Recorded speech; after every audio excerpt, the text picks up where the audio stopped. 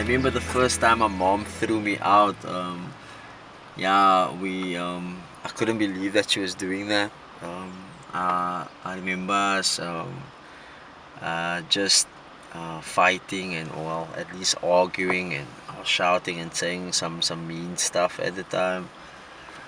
But I remember when leaving, taking an apple and throwing it through that window there, and breaking it and then just leaving. I grew up in a place called Athlone. I can understand, like, where I'm from, like, gangsters are like celebrities in the neighbourhood.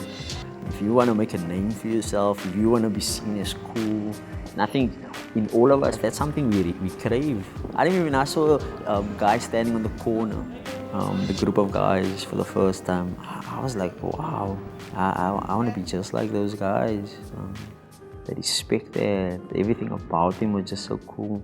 There's no role models, real role models in our community, and gangsterism present role models. I don't really know a lot about gangsters, but maybe it's a sense of family, protection. Ek is hard-living. I'm a hard-living bender, even a 28 bender. I'm a 28 gangster. Hard-living is 'n mens wat gebore raak en hy voel uit sy huishoudelike lewe uit. If you're not a gangster, then everybody gonna take advantage of you. You leave your family outside the number, and inside the number you must believe. Dis hoe hard-livings lewe, ons kyk agter mekaar. Ons is 'n familie op ons own. We would often hang out on this corner here. They painted it now though, but there was a lot of graffiti on here, and I guess our names were on there as well. And yeah, this is where we used to hang out. Being on the street and hanging out with his friends, you just live according to a different code. Like one of the things we would say was, I break my mother's heart to please my friends. Family comes first, and these guys were family.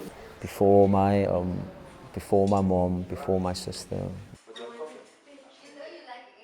When my mother threw my brother out of the house, I thought he deserved it. I thought, especially if he was involved with gangsters, it's basically putting our lives in danger. Even when she threw me out, like I didn't give any thought to her. I wasn't thinking about her. I was thinking about myself. He would come around to the house and he would tell me, I hate you. You are an ugly person. That's why my father left you. So he would say hurtful things like that. And I was working from home, and he would take, for instance, my printer, and he would pick it up and throw it against the wall. When my father left us, my mom was always crying. It was a really sad time for her. It broke our family and just that sense of security we had at the time. He was not really involved in my brother's life, and that would have obviously have affected him. The anger was against his father and not really me. It was just because of me being the only one there.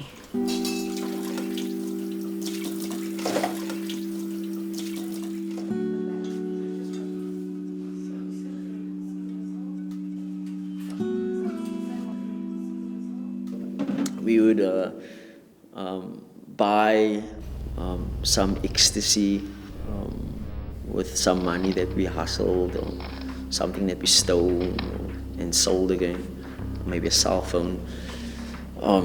And we would take the money and just buy drugs, and then go to a party and then just sell them there. And there's just such a kick knowing that you can supply something that someone needs. People coming to you because they want their fix, and they need you, and you can actually supply their need. I knew he was selling drugs, and he was destroying other families through his activities. My mommy found the drugs, and that's when she mentioned something to me, and I thought, like, why would he do something like that? Because we weren't brought up like that. That wasn't the kind of person my brother was.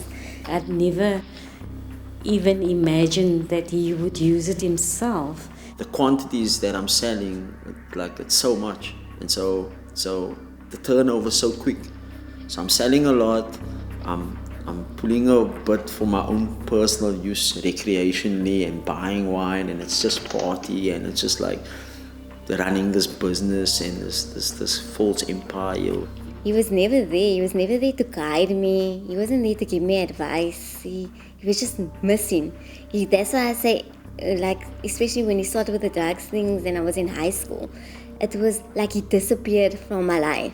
There's just so many things on my mind right now. Thinking about just the pressures of life at the moment. Thinking about my mom and her illness, and thinking about kind of how that's just been affecting us as a family. It's just been so insane. It was on a Mother's Day that he was arrested for armed robbery. I was in bed and the police came to the house. I was so shocked. I took a baby picture of him and I put it in a box. And I offered the box up to God and I said, he is your child. I had to give him back to God. And I said, he's your child. There's nothing I can do for him. He's in prison now. I don't know what his future is. You know what his future is. You have a plan and a purpose for his life. And I prayed that. And I actually buried the box.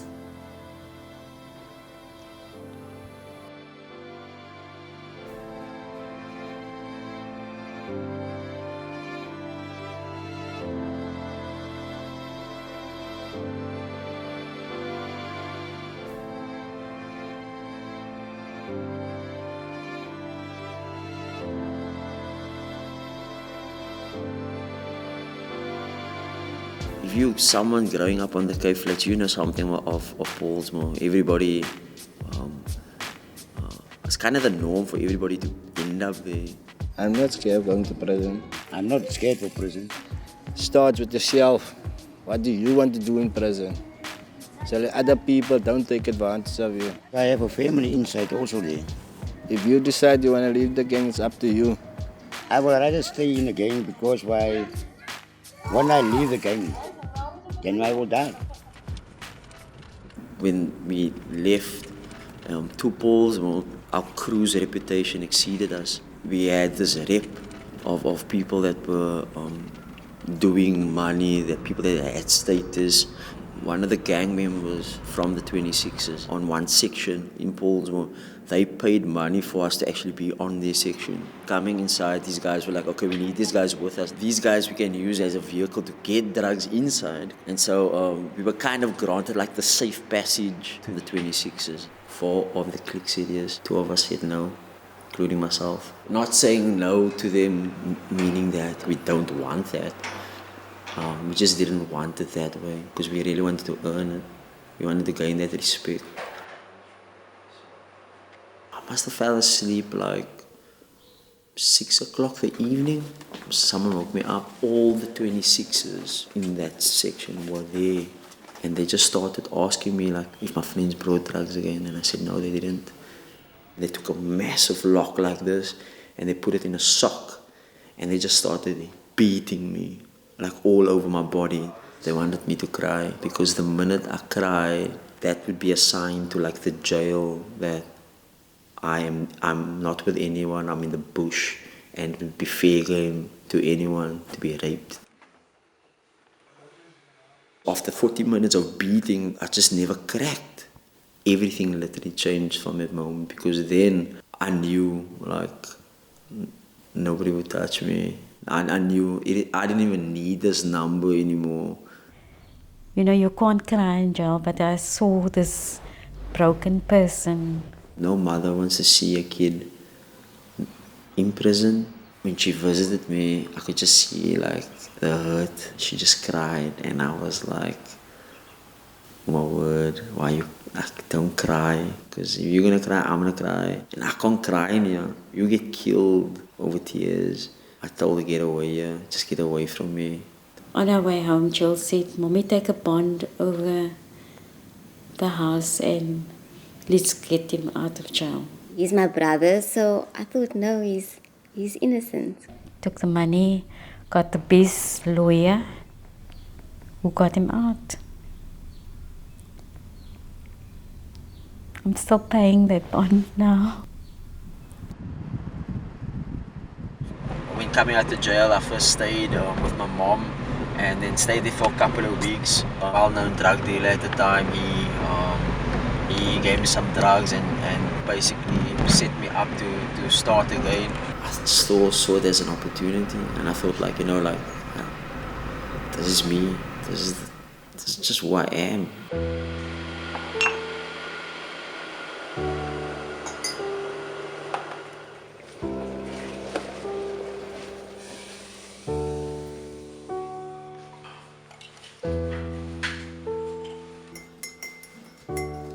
I didn't know where he was staying or what he was doing. He would walk in the area and see me and call me and wave at me, but I didn't look at him.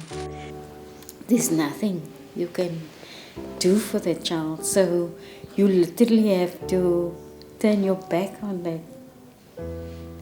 You have to walk away.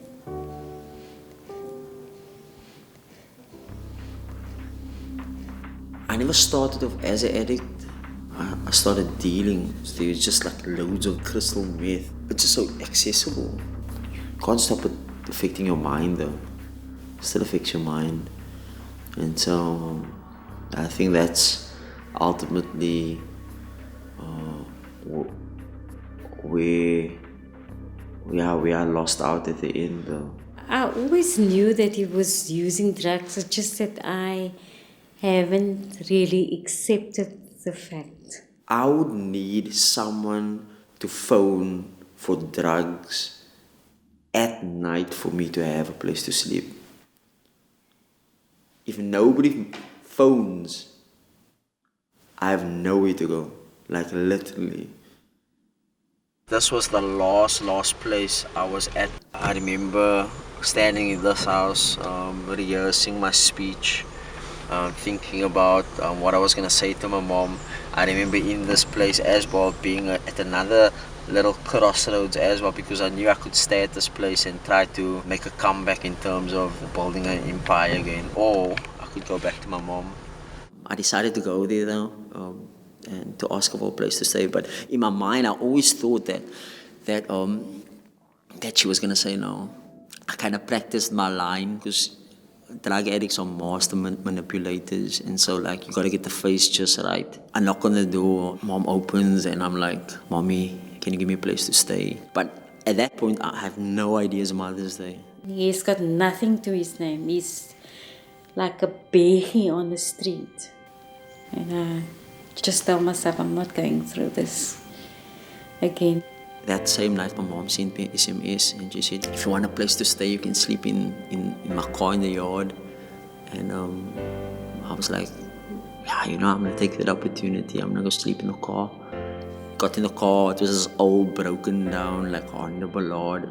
It was cold and we having warm meals and sleeping in a nice, comfortable bed. And I knew what uncomfort there would be in the car. In that car, I was sitting there and I was thinking, wow, there's absolutely no for me. I thought about my life. I thought about all the dreams I had growing up. I had this ambition. I had this dream. I thought to myself, man, I'm sitting in the car right now. I'm an addict. In that moment and thinking that there's no hope though, something in me said, Jesus saves.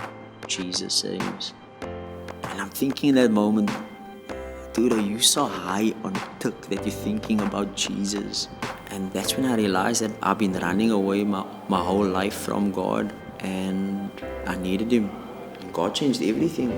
He took that desire for drugs, He took it totally away. I can't explain it, but it happened.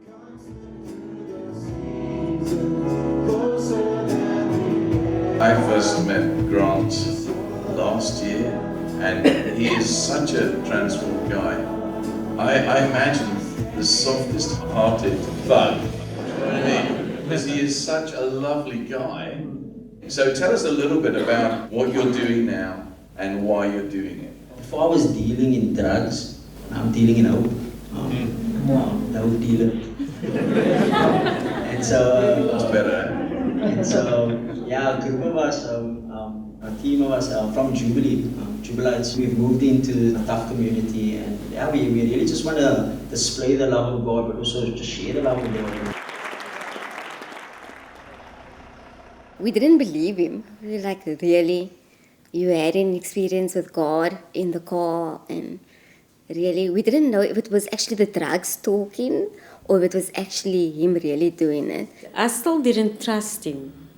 I had my last drug money in my pocket. I had 400 rand. Came around the corner and an old friend of mine comes out. And he says, hey, how are you doing? I have a pair of soccer boots I want to sell you for 400 rand. Took the 400 rand out of my pocket, bought the soccer boots. And that's just where this journey started. Change really came through male mentorship. I joined one of the local teams in the area and just started playing. I used to hate soccer, but it's through Grant's soccer experience and the mentors that he met that actually brought about the real change. Felt great being with my mom and my sister again. Felt great just being there with him. Yeah, we're in Paulsmoor prison. I know this place quite well. When I came to faith, I actually came here a couple of times. Did some work with the juveniles. I think just particularly thinking about the youth that's here. Just sad seeing young people throw their lives away and just being, just they don't have any hope.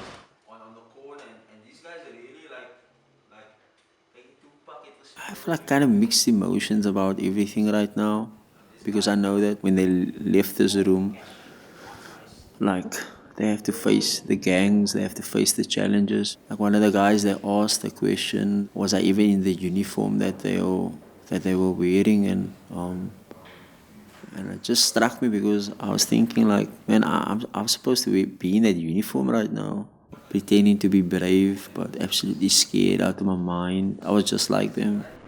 I see in them me.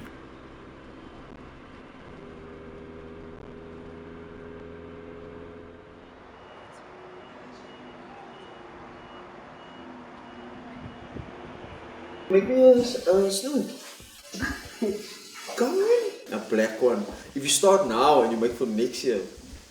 Actually, you know how long it takes to make a stuff like that? Less than 2 hours. And a groentje.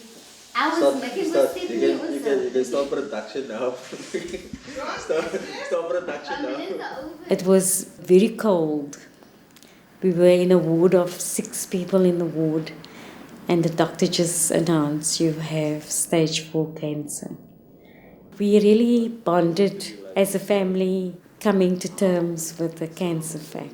It was quite nice for me because after Grant's rehabilitation, we never really talked. But in that first 2 weeks, we were just talking about the past, and I would have like a pain maybe in my stomach, and he would lay his hands on the pain and pray. And that brought a lot of comfort. When I found out my mom's gonna die, or she has like this disease, and like it just smashed me. It just became so real. Like, wow, like I'm actually gonna lose my mom. You can't help but just replay your life. Just everything kind of just flashing at that moment. What I put through in the past. I think sometimes when when someone's always there, you just assume that they're gonna be there all the time. You kind of don't appreciate them that much. But I think looking back and just looking back at like everything, just her life and just everything she's done, I was like, oh my word, like I just seen her worth. The chemo destroys my nervous system, So I have to drink this 3 times a day. This is an antibiotic for my nose because a chemo also gives me bleeding nose. This antibiotic is to help to increase the white blood cells. The chemo also destroys the iron in my body, so I have to take an iron supplement. Despite all that medication, if my white blood cells have not increased, then I also get an injection.